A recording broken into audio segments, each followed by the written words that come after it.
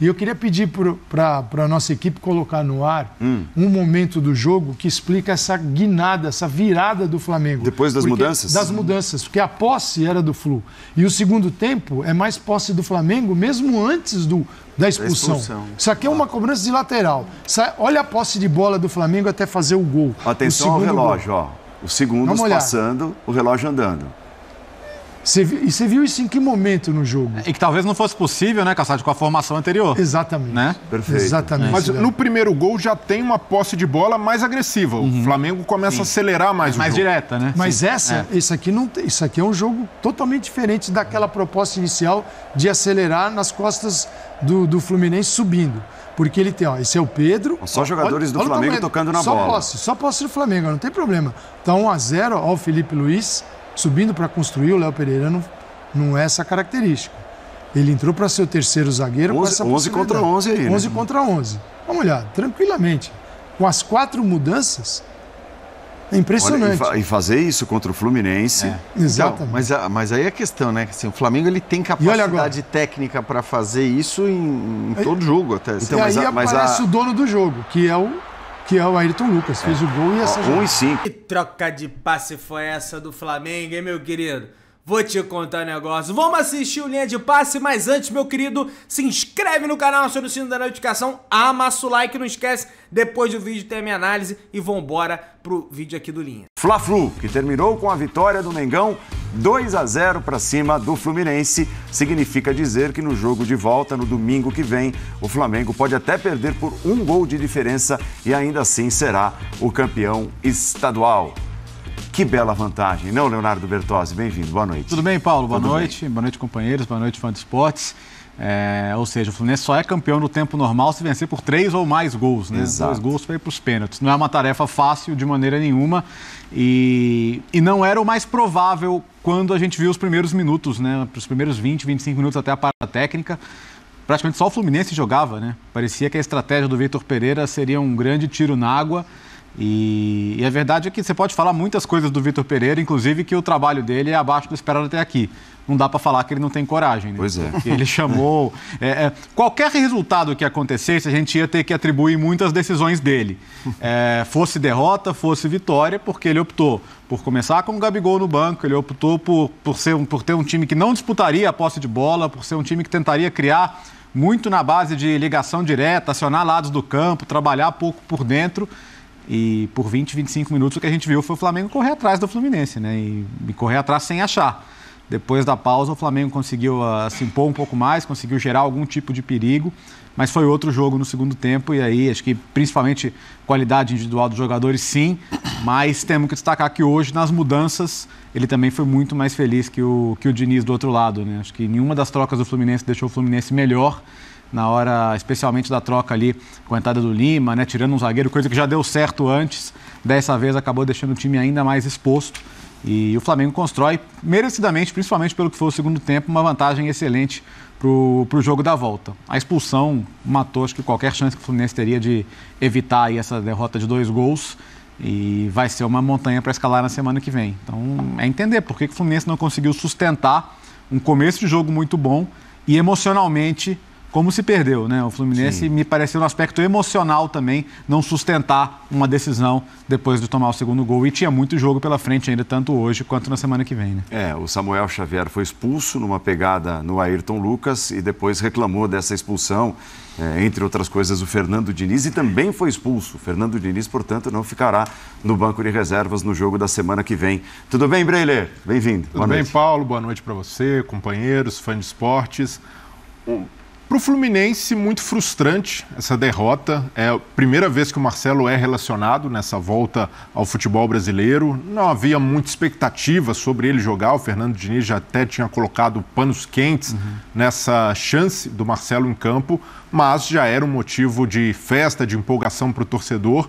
Mas, por outro lado, o Flamengo encarou esse jogo com uma intensidade e com uma mobilização diferente. Desde o início, a gente já percebia ali nos bastidores, o Flamengo solicita a troca do banco de reservas.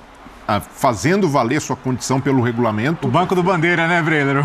Não só o banco do Bandeira, mas também mudando o aquecimento dos jogadores atrás da torcida adversária, o torcedor do Flamengo fazendo pressão ali nos reservas do Fluminense. O Fluminense tem o direito de fazer isso no jogo de volta, né? Reaver a condição que era comum em clássicos, mas só com essa decisão o Flamengo já mostrou que dava um tratamento especial para esse jogo, e o Vitor Pereira também mostrou que era muito importante ganhar, ter um bom resultado. E para mim o plano de jogo dele foi muito competente, porque a gente pode avaliar o lado do Gabigol, que é a decisão impopular de deixar um craque como ele no banco, mas a gente certamente vai escutar as explicações dele, mas eu acredito que passa muito por uma condição física. O Gabigol treinou pouco com os titulares durante a semana, estava fazendo um trabalho de reabilitação física, reequilíbrio muscular. Isso daí, se o Vitor Pereira avaliou que ele só poderia jogar 30, 40 minutos, não fazia sentido queimar o Gabigol logo no primeiro tempo, e aí ele opta por uma formação mais física, uma formação para puxar contra-ataque. Nos primeiros minutos, ele percebeu que não poderia só ficar esperando o Fluminense, senão o Fluminense ia amassar, e depois da parada técnica, o Flamengo tentou jogar um pouco mais, não só ficar esperando essa bola para Ayrton Lucas, para Cebolinha, para o Matheus França puxarem esse contra-ataque, e a partir do momento que tem a vantagem no começo do segundo tempo, consegue administrar com a qualidade que tem. Então esse pode ser lembrado como um jogo, como um ponto de virada para o Vitor Pereira no Flamengo. Por aí, Jean, boa noite. Tudo bem? Boa noite, Paulo. Boa noite, companheiros. Primeiro que assim, acho que foi um jogo em que os técnicos foram muito autorais, né? Ambos. Acho que o Vitor Pereira na escolha da formação inicial, e acho que começou o jogo, todo mundo já queria ouvir a entrevista do Vitor Pereira depois da partida para entender as explicações e as motivações das escolhas que ele fez. E não estou só falando da ausência do Gabigol, não, né? Ali o lado esquerdo com a dupla, né? Ayrton Lucas e Cebolinha, que acabou dando muito certo, é bom que se diga, né? Principalmente pelo Ayrton Lucas, né? Principalmente pelo Ayrton Lucas. É que eu acho que tem uma coisa também, acho que muito se falou, e sobretudo no começo do jogo, quando o Flamengo começa aqueles 5 minutos iniciais marcando muito alto, pressionando. Ele fez isso por causa da intensidade, para ter os caras que fazem esse trabalho. Só que aquela pressão inicial do Flamengo durou uns 5 minutos. E depois, o que a presença do Ayrton Lucas junto com o Cebolinha entregou ao Flamengo no primeiro tempo especificamente, foi não deixar o John Arias jogar. Porque, evidentemente, o Ayrton Lucas tem um espaço de movimentação diferente no momento em que o Cebolinha está em campo. Então a gente viu o Flamengo se defendendo com uma linha de 5 de fato no primeiro tempo, e o Arias realmente acho que participou muito menos do jogo do que costuma participar. Então foi interessante, a gente vai ouvir as motivações pelas escolhas, mas é o que eu disse, começa o jogo, antes mesmo do jogo, todo mundo querendo ouvir o Vitor Pereira e as motivações pelas ausências do Gabigol, que deve ser física mesmo, né? Mas também a ausência do Everton Ribeiro, que eu acho até que poderia começar jogando sim, né? Pelo que ele estava entregando quando ele deixa o time para manutenção do trio mais técnico, vamos dizer assim, do time do Flamengo, né? Ele, enfim, aí é uma escolha para ter jogadores com mais capacidade de marcação em campo, embora o Everton Ribeiro seja do quarteto aquele que mais marca, mas enfim, ele tem que dar essas explicações. E do outro lado, agora o Diniz vai explicar, evidentemente, as mudanças que ele faz no segundo tempo, que, como disse o Léo, é bom lembrar, já deram certo em outras ocasiões. Então não é que o Diniz é uma porcaria, o Diniz é muito ruim, como é que o cara faz isso? Outras vezes isso tudo já deu certo. Mas eu achava que ele voltaria para o segundo tempo, tirando não um zagueiro, tirando o Keno, como já tinha dado certo, né, na final da Taça Guanabara, para a entrada de outro jogador no meio, até porque o Keno não estava bem. Não foi o que ele fez dessa vez e não deu certo a mudança dele, de fato. Paulo Calçade, e houve uma coisa emblemática na formação, né, na escolha da escalação do Flamengo pelo Vitor Pereira. Hoje não havia ninguém do quarteto original, né? O Bruno Henrique, que já está afastado há algum tempo, o Arrascaeta machucado, ou então o Pedro é de uma segunda formação, digamos, se fosse uma banda seria a segunda formação, mas do quarteto original de 2019 ninguém, né? Com os dois no banco de reservas, o Everton e o Gabigol. Boa noite, Paulo, boa noite, companheiros, para você que nos assiste também. Eu fiquei muito, assim, para mim um ponto de partida para entender o Flamengo é aquela de entrevista do Vitor Pereira depois do dia 8 de março, quando perdeu de virada para o Flu, fez um ótimo primeiro tempo e um segundo que o Diniz conseguiu reestruturar a equipe e virar. E ele diz, olha, para encarar o Fluminense, eu preciso... Ele foi muito claro, eu preciso de... Fisicamente o time consiga competir, porque eles se agrupam e se eu não recuperar a bola, o Flamengo dança. Sim. E aí começa a responder a tua pergunta. Com o quarteto disponível, não é fácil. Então, naquele jogo, esta escalação tem tudo a ver com a escalação dia 8 de março. 3 zagueiros, lá jogou o Léo Pereira, com o Rodrigo Caio e o Pablo. Hoje, Léo Pereira, o único do trio, que jogou no dia 8. Davi Luiz, Fabrício Bruno. Aí você encontra o Varela e não o Mateuzinho. O Mateuzinho não está à disposição, tem que jogar o Varela. Jogou o Igor com o Gerson. O Thiago Maia não podia jogar. Hoje o Thiago veio com o Gerson. E no lado esquerdo, que jogou o Cebolinha naquele confronto, ele não pode perder o lado do campo. E ele já não tinha o lado direito com o Mateuzinho e o Varela tem limitações. Ele vai de Ayrton Lucas e sem o Arrascaeta, ele transfere o Cebolinha para jogar do lado do Matheus França, que repete a escalação. O Matheus França jogou lá também. E um centroavante. Naquele jogo o Gabigol, neste jogo o Pedro. Então, o formato parecido, mas com o esquema diferente. Por quê? Porque você não tem a Arrascaeta, você tem muito menos controle no meio de campo. E para mim, diante daquela entrevista, olha, eu preciso fisicamente encarar o Fluminense, ele tomou a decisão de deixar a bola mais com o Flu, deixar o Flu subir. Isso é de certa forma, humildade. Né, Paulo Calçade? E usar uma estratégia do jogo que ele tem. Perfeito. Como estratégia, esperar mais jogar nas costas. Então teve muito lançamento para uma defesa adiantada. Pode ver que teve um lance que se pediu... alguns lances, né, de pegar a defesa, o Nino, o David Braz, né, ter que correr atrás de jogadores do Flamengo. Porque ele tinha velocidade, mas não tinha organização.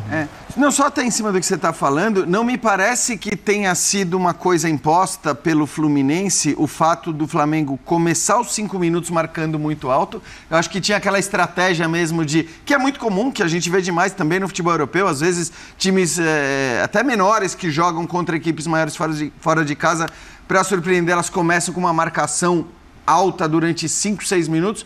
Foi o que o Flamengo fez e depois, eu acho que é o que você está falando, na hora que ele baixa as linhas e fica até com uma linha de 5 lá em vários momentos, aquilo ali é uma estratégia, né? Dois motivos. É uma estratégia. Eu acho que casa a estratégia com o jogo do adversário, que é do Flu te empurrar. Você sabe que a bola roda. Ele traz o Ganso sempre para os dois lados. O Ganso, o jogo gira em torno dele, nos lados. O Ganso fez muito isso, até colocou algumas bolas perigosíssimas. Ganso na saída de bola abre como lateral. Ele vem para buscar porque esse jogo gira em torno dele, pela qualidade que ele tem.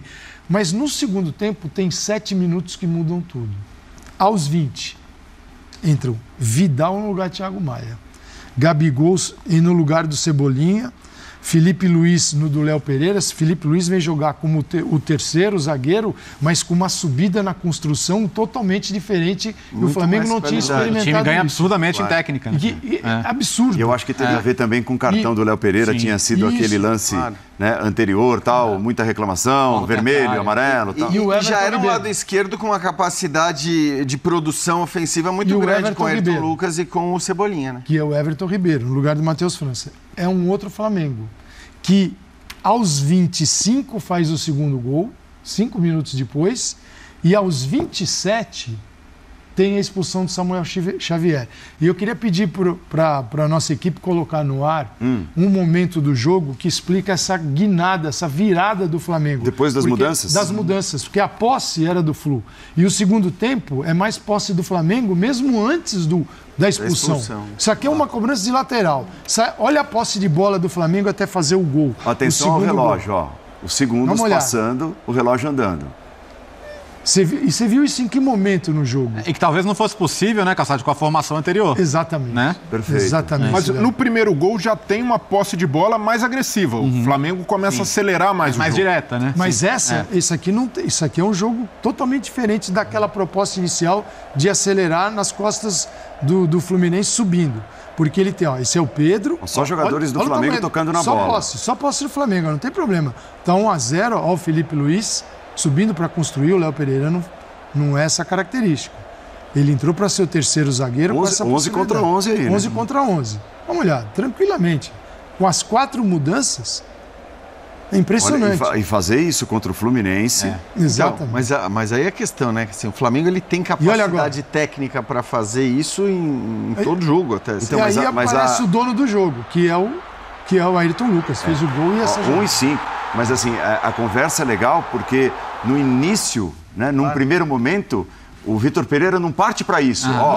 Nós somos o Flamengo e nós vamos dividir a posse de bola com o Fluminense. Vamos comandar o jogo. Você falou. Mas essa humildade é problemática se tratando de Flamengo, porque o torcedor, quando enxerga essa postura, geralmente tende a ser reativo, fala, opa, isso aqui não é Flamengo. Se a gente pegasse o termômetro, se a gente pegar o termômetro das redes sociais, e alguns momentos de vaia no próprio Maracanã também. A escalação inicial e a proposta de jogo do primeiro tempo desagradou muito. Muitos torcedores acreditam que isso não está no DNA, mas o Vitor Pereira, nesse momento, ele precisava ser pragmático. Ele não podia jogar com essa ideia, não, vamos abrir, jogar, fazer valer a parte técnica do Flamengo. Para mim, ele foi hábil ao entender o que o jogo pedia. E nisso, ele foi muito bem. O Fluminense é um adversário incomum nesse sentido, né? Por isso que acho que, como o Breider coloca, a identidade do Flamengo para a temporada não pode e não vai ser essa. Não vai, porque assim, o Flamengo é um time que, os jogadores que tem, pelo elenco que tem, e até mesmo por uma certa exigência do torcedor, que quer se identificar com o que ele vê em campo, o Flamengo não vai jogar 38 rodadas do Brasileiro assim, nem 6 rodadas de fase de grupos de Libertadores, até porque o adversário não vai ter interesse em agredir, em sair, em tentar sufocar. Então o Flamengo vai ter que achar ainda soluções de criar, de furar bloqueios, de ser menos lento com posse. Tudo isso são circunstâncias que ele vai tentar achar, mas estando no cargo é mais fácil, né? Não, e tem outra coisa. Claro que a gente está falando de um contexto que o adversário é o Fluminense, que gosta de ter a bola, que vai jogar mesmo contra o Flamengo, que não vai se intimidar. A gente está falando de um contexto que era um contexto, ou é ainda até um contexto complicado para o Vitor Pereira, né? Olhando para a questão do que aconteceu até agora e do que significa essa final do Campeonato Carioca, que poderia ter um significado muito diferente, né? Se o que aconteceu até agora tivesse rolado de maneira diferente, mas tem um contexto também que vai ser completamente diferente na temporada em relação aos jogadores que ele vai ter à disposição. Porque é claro que na hora que ele tiver o Gabigol 100% fisicamente, na hora que ele tiver o Arrascaeta à disposição, esses caras jogam, esses caras são titulares, esses caras não vão ficar no banco.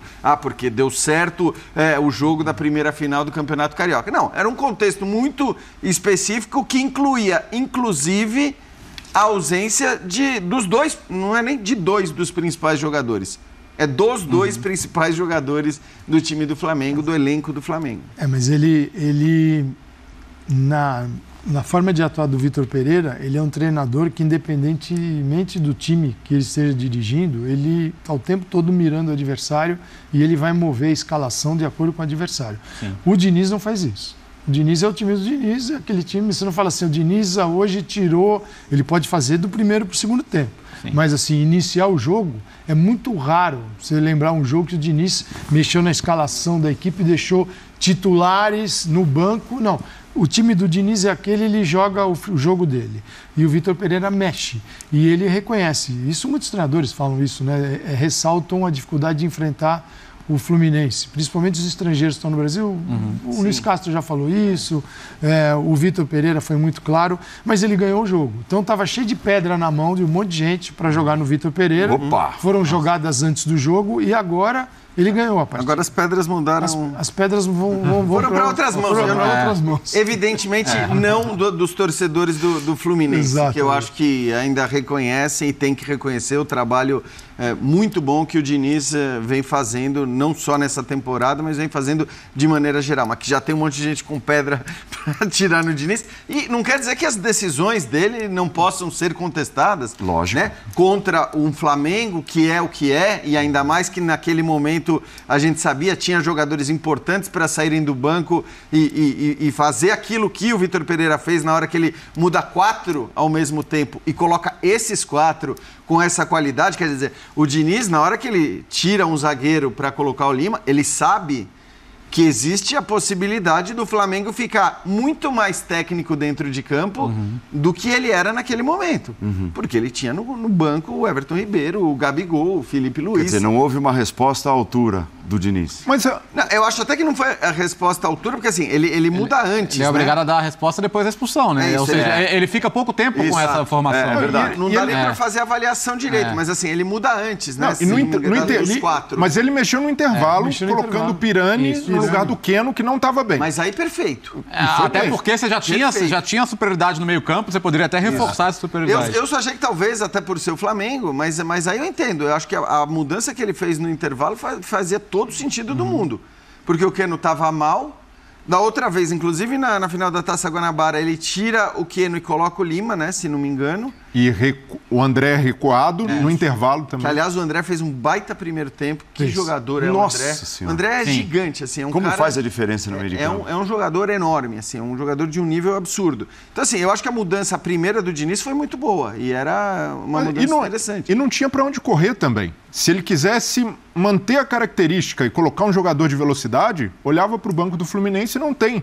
E o Flamengo sobra tantas opções que o Vitor Pereira morre sem utilizar um jogador que seria muito útil para o Diniz. O Marinho, por exemplo. Sim. Pelas características. E o Fluminense mostra que tem um teto. O Fluminense hoje, por mais que seja um trabalho competente, o Diniz não tem essas mesmas opções para mexer com o jogo, até mesmo para fazer um plano de jogo complexo, como o Vitor Pereira fez, indo para uma primeira abordagem mais física, tentando sustentar e, com a vantagem, segurar com jogadores mais técnicos. O Diniz não tem esse luxo. Então, acho que a única coisa criticável do Diniz hoje foi ali o destempero. A reclamação com a arbitragem, depois da expulsão do Samuel Xavier. Mas você não acha que...